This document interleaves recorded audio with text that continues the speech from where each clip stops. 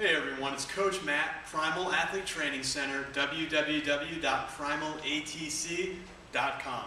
Answering a question today that was left on the Primal Athlete Training Center Facebook page. Now I don't have it here in front of me, so unfortunately I don't know the gentleman's name, but if you go and check out Primal Athlete Training Center on Facebook and like us, you can see the post and see some of the answers that have been given. Well, this athlete was having a hard time in the discus. When he comes out of the back of the circle, he was having some pain on the inner thigh, the groin of his right leg. He's a right-handed thrower, and when he came out of the back of the circle, he was having pain in the right side of his inner thigh, the inner groin, sort of the high groin hip flexor area of himself when he was throwing. So he asks, why is this happening? How can this be prevented? Is there something he's doing wrong that's causing this to keep happening? And for the most part, what we have to look at deals with flexibility and getting yourself in the right position. Now, what I mean by this is you are either attempting to put yourself in a position that you're physically not able to get into, or you are physically not able to get into a position that should be pretty easy for you. And that all comes down to flexibility and how mobile you are. Now, when we start to see inner thigh pain, groin pain on the right side, especially when you're pushing out of the back of the circle, that usually means that as you shift your weight, as you're getting on that left side, as you're opening up that knee, what you're doing is you're spreading your knees apart. The knee will start to open, you'll start to push, you'll spread the knees apart. And as you push off that right foot to get low, left, and long, you get low, you start to push and get left, and you start to get that right foot going.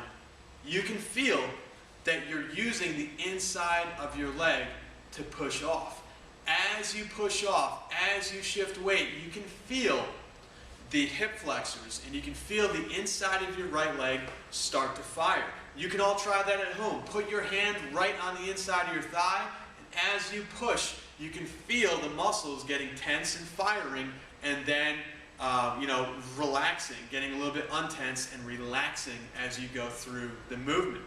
So that's where the pain is coming from. So right now we need to talk about how do you actually stop that pain from happening. And there's two stretches that you can do.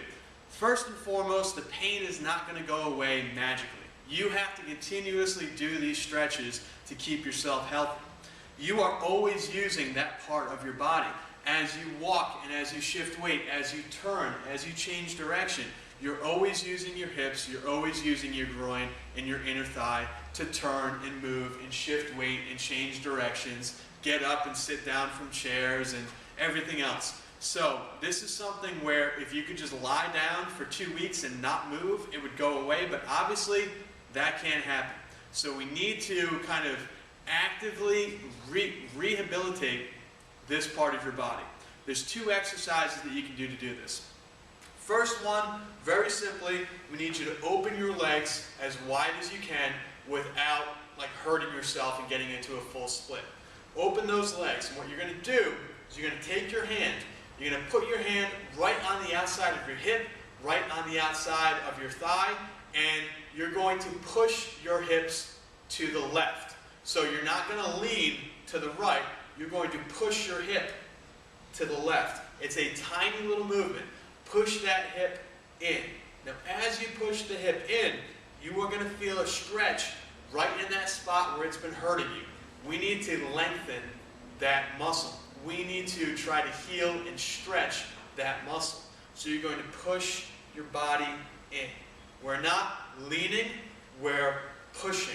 So push on that hip, and you're going to feel the inside, your groin, the inside of your thighs start to stretch. It's a very tiny little movement, but you will feel it. Want to make sure you do it on the other side too. So lean, push, and stretch, and you can feel that spot start to open up. The other thing you want to do is called a lunge and reach. For people that have signed up for our newsletter, you have seen the lunge and reach that came to you in that free video of the warm-up. Lunge and reach looks like this. You want to get down in a lunge position, and you want to take your front foot, and you want to put that foot out way in front of you. Okay, so lengthen that leg, put that foot out there. You then want to push through the back foot, almost like you're on a skateboard or on a bicycle. Push through that back foot and try to get those hips down to the ground. Now you're going to feel a really intense stretch in your hip flexor. Now, where you're feeling it is in the front of your hips. Where you're feeling it is right here in the front. We need to have you feel it on the inside of those thighs. So, what you're going to do is instead of keeping this back foot nice and straight, you're going to drop the foot down to the ground and you're going to push forward. Now you start to feel the stretch in that right spot. So instead of having the foot up, you're going to drop the foot down and push forward. Now, as you're going forward and backward, stretching out that part of your body, you are going to feel that muscle grouping start to fire. That's how you know you've done it right.